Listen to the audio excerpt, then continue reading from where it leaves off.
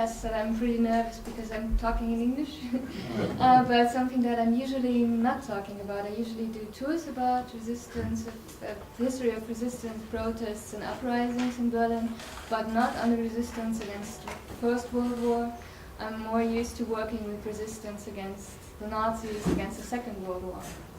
So, of course, a few weeks ago, first thing I do is do research and I Google resistance against World War I in German, and I couldn't find much information on it. I was surprised because I know there's a lot of information about resistance against World War II. And then I Googled again in English and I found much more useful information about resistance in Germany on English sites.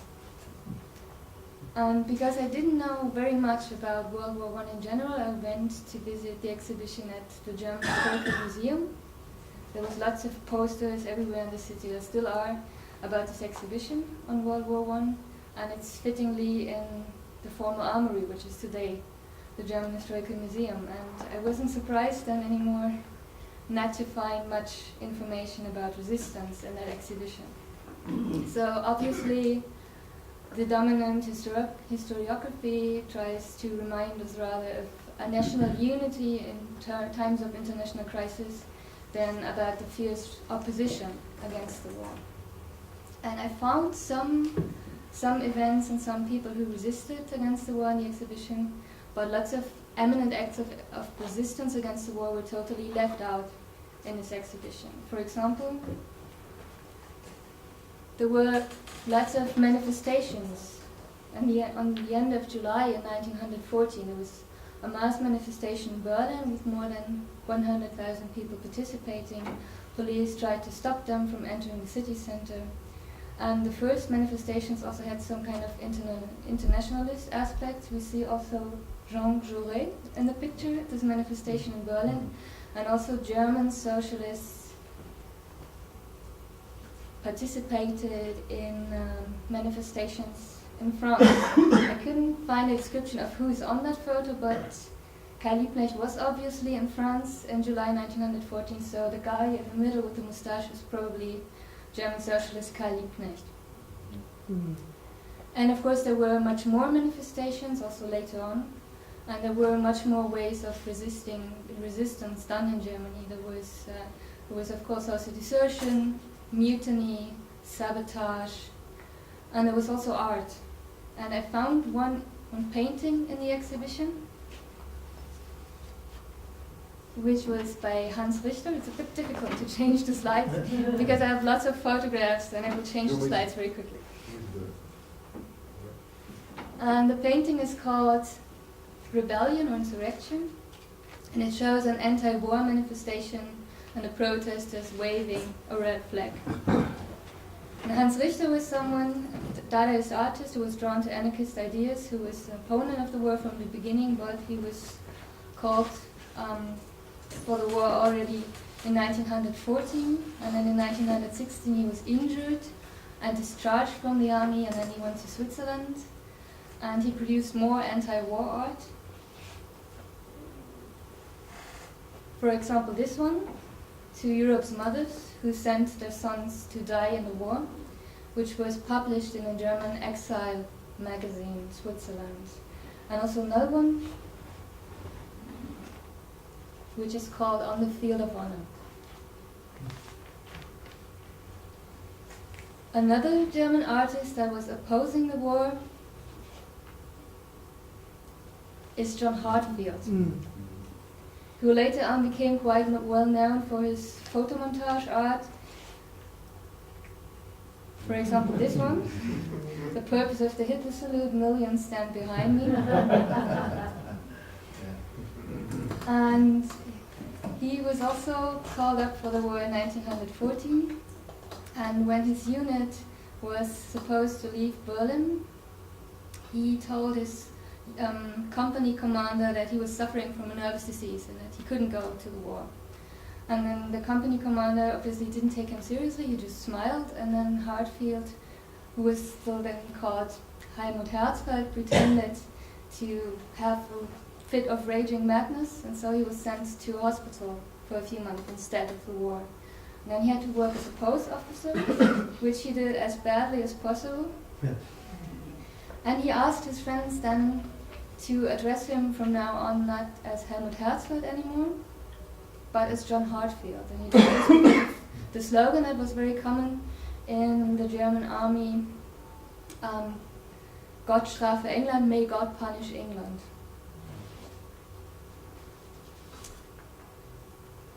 One of the few women that were actually mentioned in this exhibition at the German Historical Museum that resisted the war was Hedwig Dohm. Oh, I forgot something very important.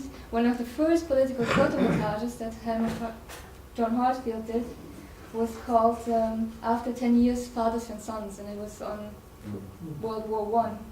The guy that we see in the front is Hindenburg, and of course we see fathers and sons. This is Hedwig Dohm, who was a writer and part of the radical wing of the middle-class women's movement. And she was a very radical feminist for her time. She was one of the first women who in the 19th century fought for the right of women to vote. This was at a time when in the German Brockhaus, which is the most renowned encyclopedia in Germany, it still said that the right of women to vote was against common sense. And she cited in this exhibition, she criticized the enthusiasm for the war in sections of society as hellish glee. She was one of the few women in the women's movement that spoke out against the war, and what David just told us about the English suffragette movement, most of it is also true for the German movement.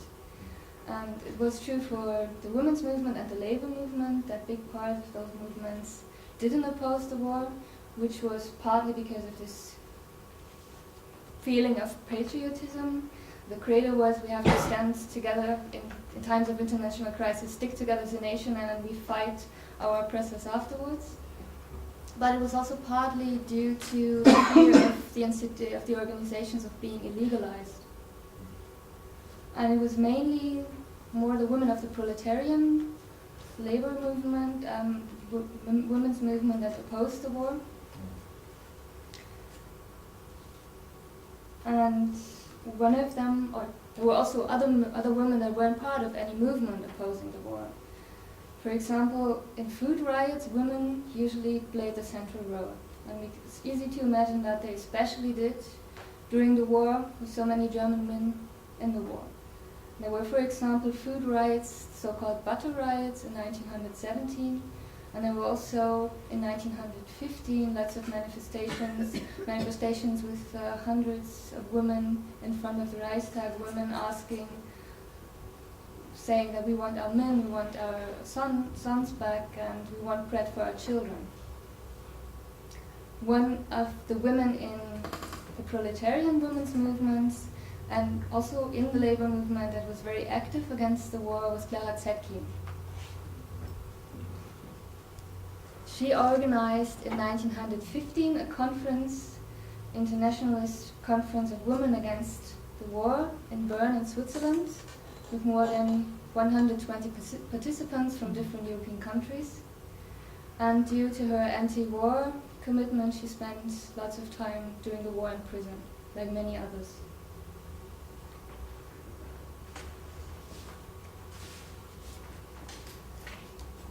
One of the people that were mentioned in the exhibition, Clara Zetkin also wasn't mentioned, is Karl Liebknecht. And in the exhibition they showed a uniform jacket of the non-combatant soldier Karl Liebknecht. And the Social Democratic Party had before called for those anti-war rallies in the end of July 1914, and soon after that also the Social Democratic delegates in the Reichstag and the Parliament voted in favor of the war loans. And in the first vote,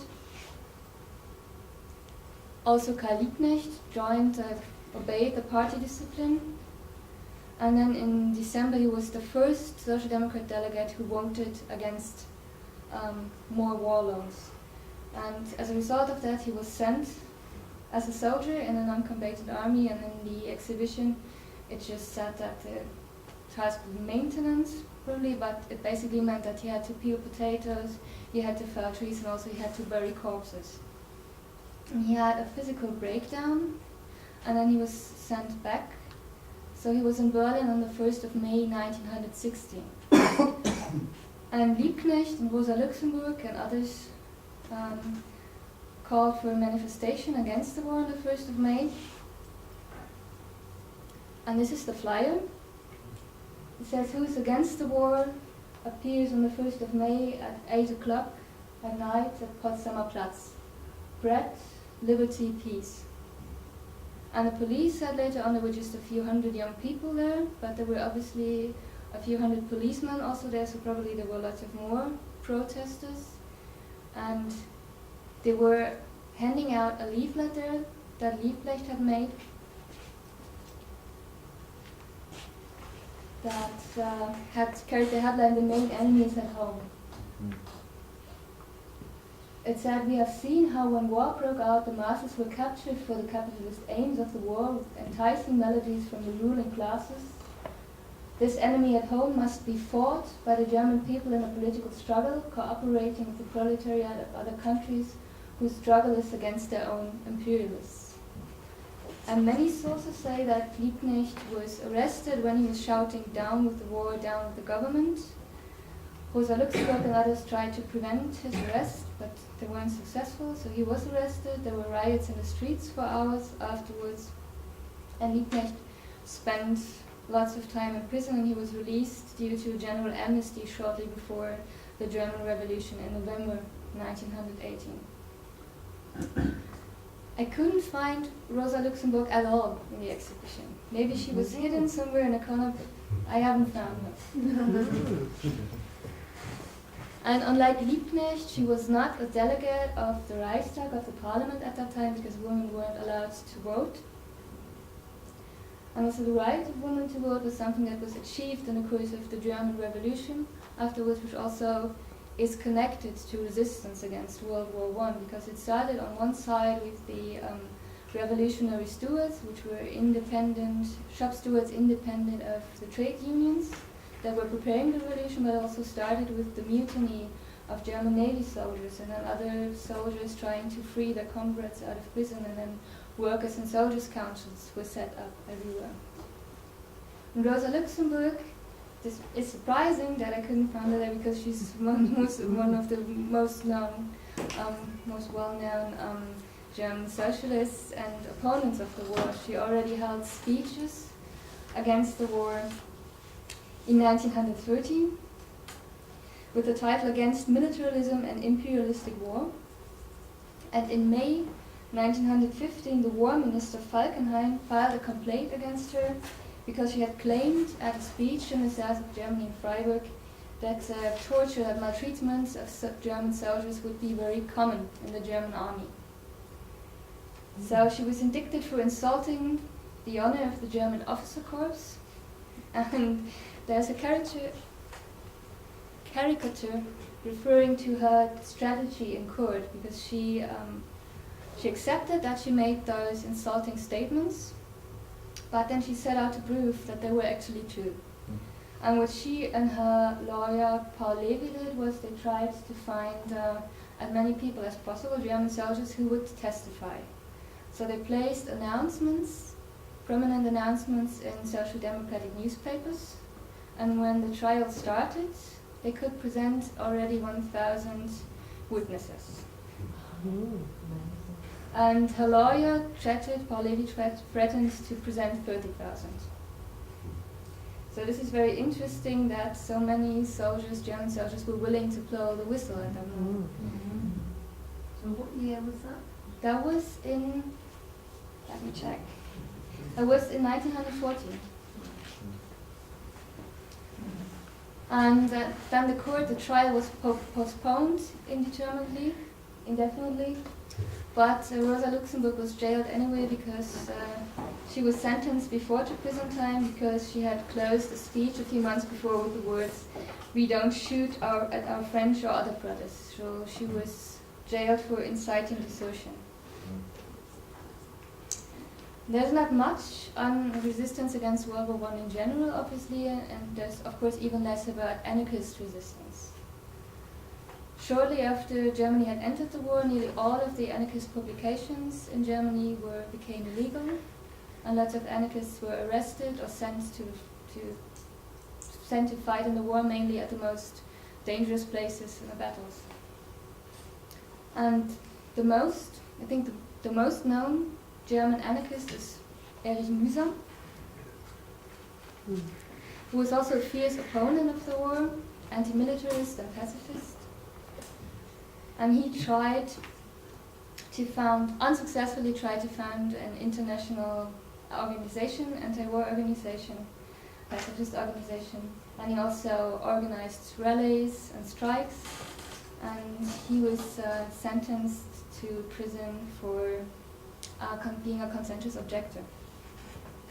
And he's surprisingly quite well known in Germany because he was also quite well known writer, and maybe also he's quite well known because he was killed by the Nazis, by the stormtroopers in 1934 in one of the first concentration camps. A friend of him is not very well known, Ernst Friedrich, who was also an anarchist and opponent of the war. And he was sentenced to prison for an act of sabotage in a factory of military importance. Unfortunately, I couldn't find out what exactly the factory was producing and what exactly it was that he did. He became later on after the war quite well known during the 1920s because he published a book in 1924 which was called War Against War. And it aimed at at people from various countries because he wrote the introduction. The introduction to that book was written in 4 different languages. And as we can see, it published photos of the atrocities of the war, which was something very new, and also I think we don't get to see many of pictures like this from today's wars. And it was really successful. Up to, I think, 10 editions of that book were published until 1930. And due to a donation, he was able to set up an anti-war museum in Berlin, which was then shut down by the Nazis, the SA. The stormtroopers destroyed it, and then they turned it into a hangout place for them. He was in prison. He managed to get out of prison with the help of Quakers. And he went to Belgium. He set up a new anti-war museum there, which was also then destroyed by the Nazis. He went to France. He joined the French resistance. And after the war, he asked the German government, he wanted to have a recompensation to reinstall his anti-war museum, but Ernst, governor of Berlin, said that this was something that had to be done with private funding and not with government money. So it wasn't done, but his grandson in the 1980s set up a new anti-war museum. So we could basically say that in terms of commemoration, we have an anti-war museum in Berlin which goes back to the activism of somebody who was opposing World War I. And we could also say we have kind of an anti-World War I memorial in the very center of Berlin, which is this strange thing. This is a pedestal for Karl Liebknecht at Potsdamer Platz, and the inscription says, "At this place, Karl Liebknecht, on the 1st of May 1916, made a plea to fight against the imperialist war and for peace." So this is more or less where he was holding a speech. And we have to imagine that Potsdamer Platz, when Karl Liebknecht was speaking there, looked very different. More or less like this. And when this pedestal was set up there, it looked like this. After the war, the Second World War in 1951, this was East Berlin, so it was set up by, was inaugurated by the Free German Youth Organization of the GDR for the 80th birthday of Liebknecht. And of course, the plan was to also put a Liebknecht statue on top of it. But this didn't happen because 10 years later, there was still no Liebknecht on top of it, and then the wall was built around West Berlin.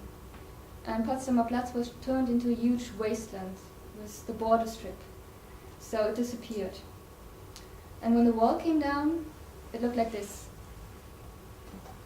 And what we see in the background is a camp set up by environmental activists who squatted Potsdamer Platz for a few days in 1990. And then the pedestal disappeared. It was placed in storage.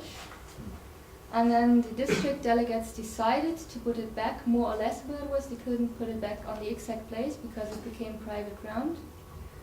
Potsdamer Platz had changed totally. There were luxury apartments, office buildings, and a huge shopping mall, which are there today. So it stands there. It would probably never have, unless there's a socialist revolution, a Liebknecht on top of it. But oh, you're living Liebknecht. that's an idea. It might be a very good place to do interventions like historical reenactments or street art. Yeah. So there's not much in the dominant historiography, but there's always ways to challenge this, like also this event here, and maybe something can be done. Thank you.